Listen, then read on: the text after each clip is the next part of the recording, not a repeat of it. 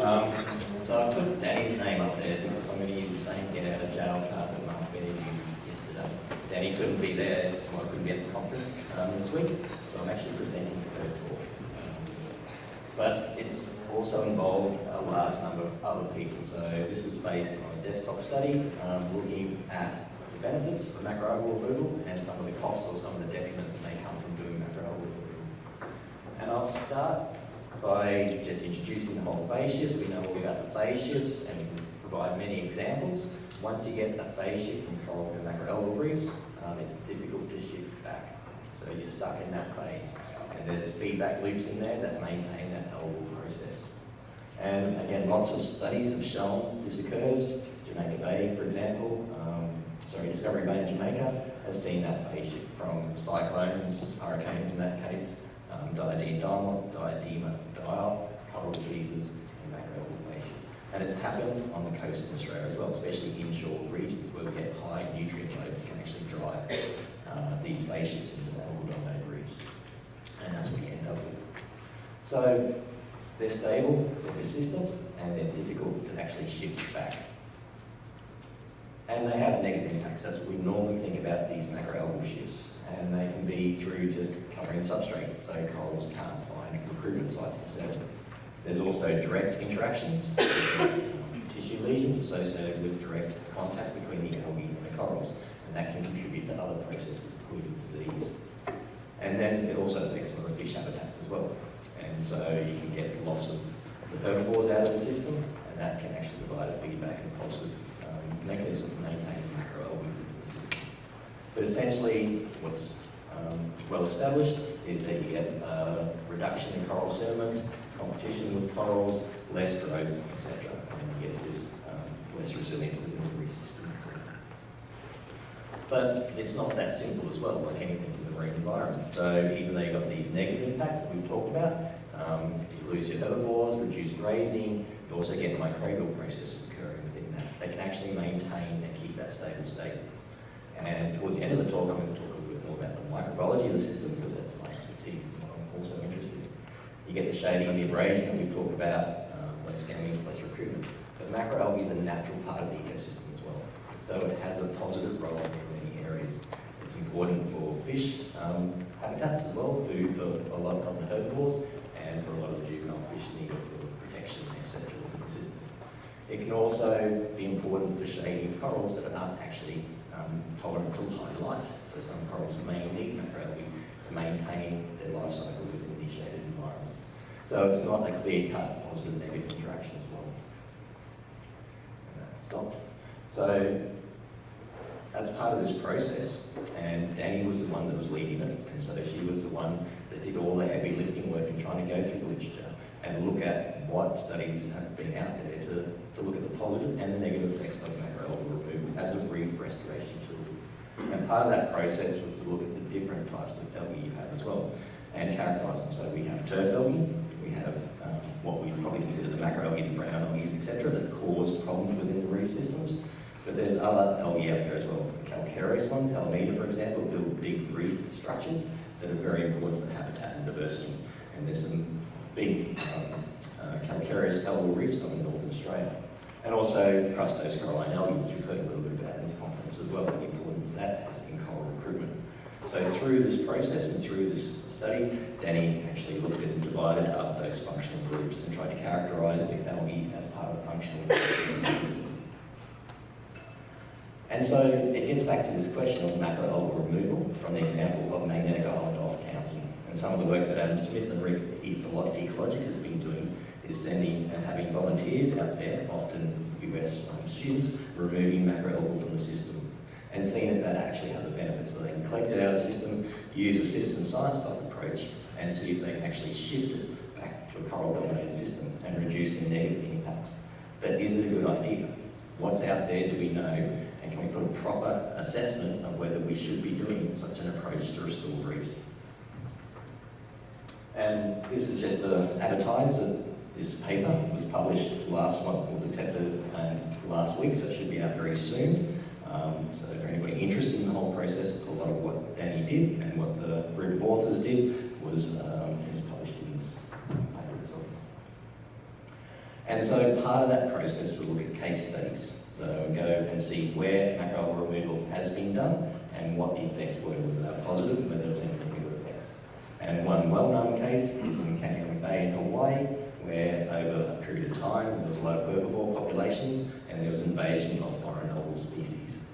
And through the 90s, they tried to reverse that by actually creating a refuge habitat to increase the herbivore fish populations, and also got divers in there about 2002 with an engineering solution, a super sucker, to actually pull out the algae, suck it up through a vacuum cleaner essentially on the bottom of the ocean floor, and get rid of the tons of algae. So about 10 tons of algae were removed. 10 years later, the reef slope is still algal free. So through that process of manual removal, but also increasing the herbivore populations, it's been a positive outcome for the reef itself and the reef system. There's been a case study running a small experiment done at Orpheus Island as well, and this was work out of Loeffler and Andy Coey's work and Zoe's PhD. So they created plots up at Orpheus Island and looked at macroalgae removal and different types of processes to remove macroalgae. And that included just cutting the canopy and other ones where you pull out the holdfast to see what effect it has when the algae actually comes back. Are you wasting your time pointing out macroalgae? Is it just going to grow back because it grows fast within these systems? And so through trimming and just taking away the canopy, it had no effect after 11 months. But if you actually took out the holdfast, it was about a 50% biomass reduction in these small plots. So again, it seemed to have some positive benefit over that 11-month period for that experiment. And there's another recent one just done in French Polynesian Moria.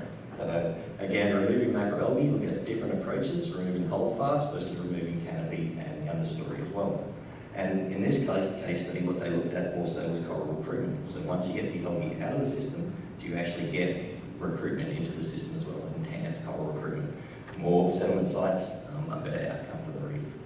And so through that process, and what the study found was, yes, you have to take out the macroalgae, but you have to remove the holdfast. Again, just cutting away the canopy, it just regrew, and it didn't actually help and create any space for coral settlement. But there was increased and enhanced coral recruitment within those areas. And so, to sum up, in terms of what the whole study looked at, and highlight that macroalgae is an important part of the reef system, but it can be detrimental to the corals, which we've known for a long time. Macroalgae removal as a form of restoration does clear space for corals, it appears, but it's at small scales. So you have to actually consider the scale aspect of it. So there's positive effects for coral growth, reproduction, recruitment have been seen in the studies that have been done to look at macroalgae removal. But it is labour intensive as well. And so it's always best coupled with another intervention. So increasing your herbivore population and help the fish to knock down the algal processes as well. And when removing it, you need to remove the holdfast. So you just can't take away the canopy itself, you need to actually get down and remove what holds it into the subsurface system. But there's also things we don't know about the whole process as well. And so one of the things that was highlighted through the study was what is the threshold? What's the critical indicator that you should be doing macroalgal removal? What level of macroalgal abundance is it important to actually go in and do some active restoration? And some of those critical levels and identification of what is that threshold level needs to be identified. Also, methods and logistics. Okay? It's been trialled very rarely. If you consider the number of studies that have been done, what are the best methods? We haven't identified the best methods. There has been a little bit of work done. Some of Adam's work again has looked at different tools to remove the macroalgae and what's most effective to get the holdfast. There can be some more work done on that. Also, timing. When should you remove it? How often should it be removed? Do you remove it before the reproductive cycle? In Maggie Island, for example, it goes through a senescence phase in winter. So you get big blooms in summer, and during the winter, you actually cannot find a lot of macroalgae, and it's very hard to see some of the holdfast within the system. So you need to time when you're going to do your macroalgae to have the most benefit. But there's also potential negative effects as well. So for an environment like Magnetic Island, where there's lots of corals still amongst the algal beds itself, are there negative processes of removing macroalgae? Are you taking away the shade of the corals? These corals are adapted or locally acclimatized to those conditions. They're used to very low light conditions. Once you take away the macroalgae, are you exposed to the sunlight and stressing? We just don't know. And some of those studies need to be done. And there's other considerations for corals in terms of connectivity, what effect you have in terms of removing macroalgae and how that may affect other processes. And measures of success need to be clearly identified, and that's a recurring theme for any restoration activity. You actually need to know what you're trying to do and then have very good ideas of what your metrics are for success and how you get successful. So that is essentially what Danny's work was, but we're also trying to actually understand what's occurring and why there's macroalgal abundance and what are some of those drivers that keep it within the system. And so there's been a lot of good work done by Pete Mumby, looking at some of those pressures in terms of reduced fish, herbivores, driving macroalgae, reduced coral surfing, etc. My interest is also what's happening with the microbes. And so there's been interest in looking at how these microbial processes change. And we really don't know if the microbes are actually contributing to some of the processes that enhance and keep macroalgae within the system. There's been some work done through some of Forrest Rowe's work, for example, and the DAM model, the disease, dissolved organic matter, algae, and microbes approach. And what that is proposing is that the microbes actually play a critical role in the ecosystem. Because as the algae increase in colour, they release a lot of the dissolved organic matter that produces and switches the microbial community within the system. So what you see is that the actual microbes change, but also their functional metabolism changes. They go from an autotrophic lifestyle to heterotrophic lifestyle because they're feeding on all these excess nutrients. And so it becomes a tipping point where once the microbes tip over, they become part of the problem. And so initially they're buffering the system, they're removing a lot of the nutrients from the system. But once you get that major shift, and a shift in the community diversity, but also the functional diversity, you get this shift into a very bad outcome, and those microbes are part of the problem. So the system becomes driven by microbes, creates and drives a lot of nutrient cycles, and also leads to a lot of opportunistic organisms and sometimes disease outcomes associated with that as well. So it's a working theory on what happens within the system, and can we show it also, and is magnetic island a good one for doing that? So to get at that, what we've been trying to do is establish microbial baselines on the GBR. So part of the Reef outlook in 2014 identified that we have zero confidence in how microbes are functioning and their resilience on the Great Barrier Reef. There's a huge knowledge gap of what the microbes are doing. And so we started a project, and this is funded through Bioplatform, and it's looking at establishing microbial observatories within the system, and Magnetic Island is our site, compared to some controlled coral-dominated sites as well. So I'm just going to highlight very quickly the whole process to say, can we put microbes into the monitoring process? So we do a lot of monitoring on the reef. Can we use microbes as that indication of reef health? And can we use it and the functional profile of microbes to actually help in restoration activities as well? And so just to highlight very quickly, at Magnetic Island there's a range of organisms and environment sampled. So sediments, seawater, algae, sponges, corals, different types of habitats, coral reefs, etc. So a lot of sampling over a 16-month period, and those samples have been sequenced for 16S. We also are doing at the moment metagenomes, metatranscriptomes as well. So it's a major sequencing initiative to see what's actually happening through the temporal cycles of the microbes associated with host and environmental systems. And I don't want to scare you with that, but it basically just shows what the microbes and the communities are associated with all these samples. So don't look at it in detail, but all it says is basically what you'd expect. Seawater has seawater-associated microbes. The host, the corals, etc. have very stable associated microbiomes. Can we use those microbes for an indication of health of the corals, health of the environment, health of the ecosystem itself? And so doing some, again, community analysis and looking at analysis of similarity among those communities, we can actually see the between sample versus over temporal time periods to see what's similar and what's not similar and what can be used to show us and tell us what's happening within the environment, to track environmental fluctuations.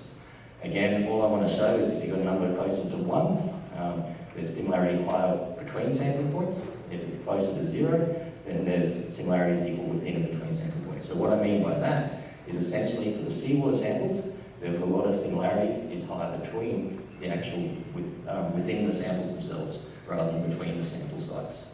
The seawater became a very good indicator for changes in temporal cycles and what was happening in the environment. Host-associated microbes were very stable through that period. The host maintained those microbes. The seawater reflected what was happening in the environmental situation. So it was a good one to actually identify what's occurring within the system. So each reef habitat host is associated with distinct microbial community, which we expected and which we saw. There was temporal variability between the microbes. Seawater microbes were temporally dynamic. So they reflected the environmental situations. So why is this important? I'll quickly finish up, because this is part of a bigger initiative. We've got our site at GBR, it's done in Sydney and it's done in Perth as well. So we've got a whole community dynamics in different systems and different benefit communities. It's also done at the IMOS sites as well, so they've integrated marine observing, and through 5 years of microbial sampling, they can actually hindcast and now futurecast a biological response from the microbes to environmental conditions. So we're trying to get to that point with the sediment and within the reef environment, so we can actually predict in the future how environmental disturbance will affect the microbial community and that will impact the environment as well, and how that plays into the macroalgae problems on the reef. And so we can see the microbes change. As you get ecosystem degradation, the microbes change, they switch, and we can actually, at the moment, measure that, and we're trying to get into predicting those processes into the future. And on that note, again, I'll just thank Danny. So she did all the heavy lifting of the review and looking at the effects of macroalgae, but also highlight Tina Glassel, who's a PhD student working on the microbial communities and in collaboration with